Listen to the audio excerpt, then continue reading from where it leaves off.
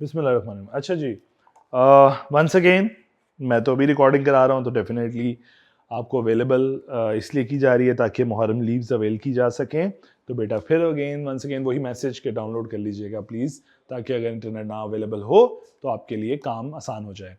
लें जी, हम लोगों का स्पेशल लेक्चर 5 है और हम इन्वेस्टमेंट को ही अभी डिस्कस कर रहे हैं। सेक्शन 199 हमने डिस्कस कर लिया लास्ट क्लास में कि इन्वेस्टमेंट इन एसोसिएटेड कंपनी। अब हमारा नेक्स्ट कॉन्सेप्ट है investment of the company to be held in its own name. जैसा मैंने आपको पिछले लेक्चर में भी बताया कि इन्वेस्टमेंट अपने करें तो अपने नाम पे रखें।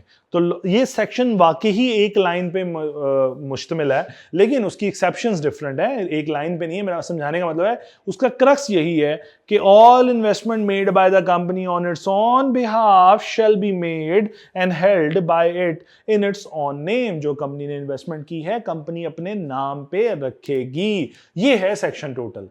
लेकिन फिर कहा गया ना ना ना ना, रुको रुको रुको रुको, देयर आर सर्टेन एक्सेप्शंस जिसमें पैसे तो कंपनी के लगे होंगे लेकिन इन्वेस्टमेंट किसी और के नाम पे होगी। लो जी, अब जरा उसको डिस्कस करते हैं। वैसे उसमें से एक आधी चीज हम ऑलरेडी डिस्कस कर चुके हुए हैं, लेकिन फिर भी जरा एक्सेप्शन को डिस्कस करते हैं। नंबर 1 एक्सेप्शन, द कंपनी में होल्ड, ये बातें मैंने पहले पढ़ाई भी हुई हैं, द कंपनी में hold any share in its subsidiary company in the name of any nominee of the company if it is necessary to do so to ensure that the number of the member of the subsidiary company is not reduced below the statutory limit। भाईजान देखो, एक बड़ी आसान सी चीज मैं आपको बल्कि दिखा भी देता हूं, हालांकि ऑनलाइन में जाना है लेक्चर, बट कोई बात नहीं। हम जरा अगर एक MOA देखें जो कि हमने पहले भी देखा हुआ है लेकिन फिर एक दफा देखते हैं।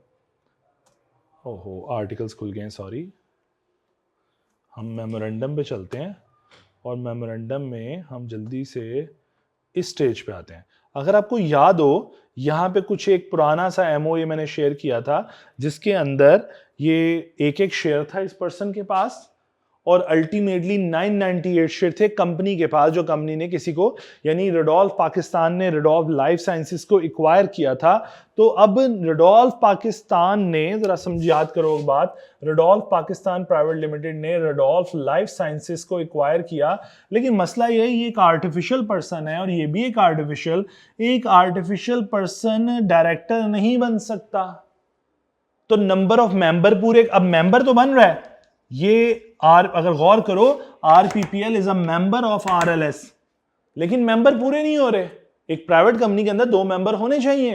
तो कंपनी ने क्या किया फिर, रेडोल्फ पाकिस्तान ने, उसने एक शेयर दे दिया मंसूर को और एक शेयर दे दिया सदफ मंसूर को। और उसने कहा इनको एक एक शेयर देके क्या बन गए, दोनों मेंबर, और दोनों मेंबर बन गए तो दोनों क्या बन गए, डायरेक्टर। तो टेक्निकली सिर्फ ये बात समझाई है कि यहां पे, कि अगर आप गौर करो तो यही बात यहां पे लिखी हुई है, द कंपनी में hold any share in its subsidiary company in the name of any nominee of the company if it is necessary to do so to ensure that the number of member of the subsidiary company is not reduced below the statutory limit। यानी statutory limit है आपके पास 2 की, तो इससे कम नहीं होने चाहिए। तो 2 की लिमिट से कम करने की, 2 की लिमिट पूरी करने के लिए आपने क्या किया, आपने नंबर ऑफ शेयर आगे दे दिए उसको। ठीक है, तो यही बात वो कह रहे हैं, कंपनी में hold any share in its subsidiary in the name of nominee. तो कंपनी ने अपने शेयर उस नॉमिनी के नाम पे रख दिए। रेडोल्फ पाकिस्तान ने अपने शेयर सदफ और मिसेस मंसूर और मिसेस मंसूर के नाम पे रख दिए। If it is necessary to do so to ensure that the number of member of the subsidiary, ताकि वो जो रेडोल्फ लाइफ साइंसेस के मेंबर हैं वो 2 से कम ना हो, बिकॉज 2 जो है वो स्टैट्यूटरी लिमिट है। Is that clear? अगली बात, तो ये वही बात लिखी हुई है। और दूसरी बात भी बड़ी आसान सी यहां लिखी हुई है कि कंपनी में also place its investment in securities in the name of CDC if it is so desire and the securities are allowed to be kept in the central depository system. Once again, आप CDC के नाम पे अगर share रख रहे हो, once again मैंने अभी थोड़ी देर पहले भी बताया कि ये कस्टोडियन है, वो ये शेयर क्या कस्टोडियन है, तो इसलिए क्या होगा, इसके नाम पे भी अगर इन्वेस्टमेंट रख लोगे तो कोई प्रॉब्लम वाली बात नहीं। If it is so desire and securities are allowed to be kept inside, आपने सीडीएस में अगर सिक्योरिटीज रखवानी है, CDS is the central depository system जो कि सीडीसी में चलता है, तो इनफैक्ट वो कहता है कि सीडीसी के नाम पे भी अगर शेयर रख रहे हो तो वंस अगेन ये कंपनी के नेम के, कंपनी की इन्वेस्टमेंट है बट नाम सीडीसी के है, कोई प्रॉब्लम वाली बात नहीं है। तो दो चीजें, कोई प्रॉब्लम वाली बात नहीं। पहले केस में भी पैसा रुडोल्फ पाकिस्तान का था लेकिन नाम मंसूर और मिसेस मंसूर के था, रीजन कि ताकि आरएलएस के जो मिनिमम नंबर ऑफ मेंबर हैं वो पूरे हो जाएं। नंबर 2, शेयर जो हैं आरपीपीएल के अगर फॉर एग्जांपल सीडीसी के पास पड़े हैं, कोई प्रॉब्लम वाली बात नहीं है। ये वो इन्वेस्टमेंट्स हैं जो होंगी तो कंपनी की लेकिन किसी और के नाम पे रखी जा सकती हैं। नंबर 3, 3 ही एक्सेप्शंस हैं। तीसरी एक्सेप्शन में वो कहता है कि where the company has a right to appoint or get elected any person as a director of another company and a nominee of the company exercise of such right has been so appointed or elected, the share in such other company of the amount not exceeding the nominal value of the qualified share which are। अब देखो, इसको समझाने से पहले अगर मैं आपको दोबारा इसी केस को समझाऊं, अज्यूम कीजिए रुडोल्फ पाकिस्तान ने रुडोल्फ लाइफ साइंसेज में इन्वेस्टमेंट की। अब रुडोल्फ पाकिस्तान में डायरेक्टर अपॉइंट करना है मंसूर, अब मैं बात समझाने का अंदाज दूसरा कर लूंगा, और सदफ मंसूर को, इन दो को डायरेक्टर अपॉइंट करना है। अब इन दो को डायरेक्टर अपॉइंट करने के लिए इन दोनों का पहले मेंबर बनना जरूरी है आरएलएस का। अब इन दोनों को मेंबर बनाना है तो कुछ शेयर चाहिए होंगे।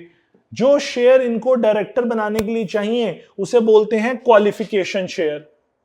क्वालिफिकेशन शेयर मतलब वो shares that are required to make a person as a director of the company.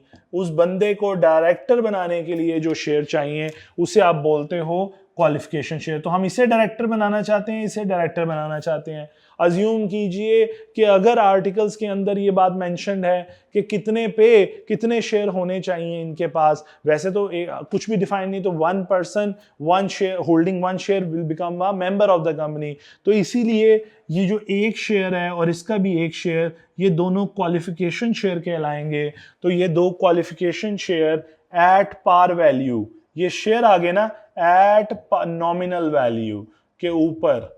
Nominal value क्या है, सपोज फॉर एग्जांपल इस केस में शायद 1000 रुपए की नॉमिनल वैल्यू थी, तो अज्यूम कीजिए इसका मतलब है एक शेयर दोनों का, मंसूर का सदफ मंसूर का एक एक share at the rate of 1000, at the rate of 1000 कितने हो गए, 1000 की ये इन्वेस्टमेंट हो गई, 1000 की ये हो गई, तो टोटल हो गई 2000 की इन्वेस्टमेंट। तो ये जो 2000 की इन्वेस्टमेंट है होगी तो कंपनी की, बट किसके नाम पे होगी, मंसूर और सदफ मंसूर के नाम पे। ये क्या समझा रहा हूं, आरएलएस में दो लोगों को डायरेक्टर बनाने के लिए जो क्वालिफिकेशन शेयर चाहिए, उस क्वालिफिकेशन शेयर यानी वो शेयर जो डायरेक्टर बनाने के लिए जरूरी हैं, उस क्वालिफिकेशन शेयर को नॉमिनल वैल्यू के ऊपर कन्वर्ट करें। जो अमाउंट ऑफ इन्वेस्टमेंट बनती है वो अमाउंट ऑफ इन्वेस्टमेंट आरपीपीएल की होगी, लेकिन नाम होगी मंसूर और सदफ मंसूर के। बल्कि यूं भी लॉ कहता है कि वो ज्वाइंटली भी रखी जा सकती है in the name of such person और in the name of company jointly. यानी कि ये एक शेयर ऐसा भी हो सकता था कि मंसूर के नाम पे भी हो और कंपनी के नाम पे, यानी ज्वाइंटली भी ऑन कर सकते हैं और इंडिविजुअली भी ऑन कर सकते हैं। अब देखो, पहले यही बात मैंने दूसरे अंदाज से समझाई जहां पे नंबर ऑफ मेंबर पूरे करने थे सब्सिडरी के। अब मैं वो डायरेक्टर पूरे करने के लिए उन डायरेक्टर को क्वालिफाई कराने के लिए जो शेयर चाहिए उस इन्वेस्टमेंट की बात कर रहा हूं। तो अब जरा ये बात समझो आप। तो ये लिखता है कि where the company has a right to appoint or get elected any person as a director of another company RLS and a nominee of the company, यानी ये जो मंसूर और सदफ मंसूर है, in exercise of such right, अपने इस right को exercise करने के लिए have been so appointed or elected, the share in such other company, the share means in such other company means RLS of an amount not exceeding the nominal value, उस 1000 रुपए की value of the qualification share which are required to be held by the director thereof may be registered or held by the company jointly in its own name and in the name of such person, jointly in its own name and in the name of such director या person or in the name of such person alone, या अकेले उनके नाम पे भी रखे जा सकते हैं। क्या ये बात समझ आई? एग्जाम्पल 6, 7, 8 प्लीज एक दफा पढ़िएगा। आगे मैं चलता हूं, जरा रजिस्टर के हवाले से थोड़ी सी बातें कर लेते हैं आसान आसान सी, इस टॉपिक को कंक्लूड करके फिर हम अपने लेक्चर को कंक्लूड करते हैं। डिस्क्लोजर इंशाल्लाह अगले लेक्चर में कर लेंगे। So register of investment to be held in its own name. Content of the register. Where due to exception, once again, register बनाना पड़ेगा जिसमें हम मेंशन करेंगे कि ये इन्वेस्टमेंट तो हमारी है बट नाम किसी और के है। कहते हैं whether where due to the exception discussed above any share or security in which the investment have been made by a company are not held by it in its own name, the company shall forthwith enter in the register maintained by it for the purpose at its register office the nature, value and such other particular as may be necessary fully to identify such share or security। कहता है जहां पे भी ये काम हुआ है जिसमें शेयर की सिक्योरिटी, शेयर या सिक्योरिटी जो इन्वेस्टमेंट जो है वो कंपनी की है लेकिन उसके नाम पे नहीं है, कंपनी एक रजिस्टर्ड बनाए जिसके अंदर वो लिखे और वो रजिस्टर ऑफिस पे रखवाए, द नेचर लिखे कि किस किस्म की इन्वेस्टमेंट है, उसकी वैल्यू क्या है और वो कौन लोग हैं जिनके नाम पे है। ओपन फॉर इंस्पेक्शन, जब ये रजिस्टर बना लोगे तो लोग चातियां मारने आएंगे। The register shall be open to the inspection of the member without charge, member से कोई पैसा नहीं लेंगे, और to any other person on the payment of the fee fix by the company, और कोई और देखने आएगा तो उससे पैसे लेंगे और फिक्स कर देंगे जो कि फिक्स किए होंगे कंपनी ने। बट मुझे बार बार आके तंग मत कीजिएगा, ड्यूरिंग बिजनेस आवर आइएगा, बिजनेस आवर में अलाउ होंगे और वो भी सारे बिजनेस आवर नहीं, कोई 2 घंटे कंपनी स्पेसिफाई कर देगी। कहता है subject to such reasonable restriction as the company may impose so that not less than 2 hour in each day be allowed. तो किसी एक दिन में 2 घंटे से कम अलाउ नहीं करने। इसका मतलब है बिजनेस आवर्स में से 2 घंटे का इंस्पेक्शन पीरियड आपने कोई डेजिग्नेट करना है। मेंबर को जरूरत नहीं है, जबकि कोई और आएगा तो पैसे देगा।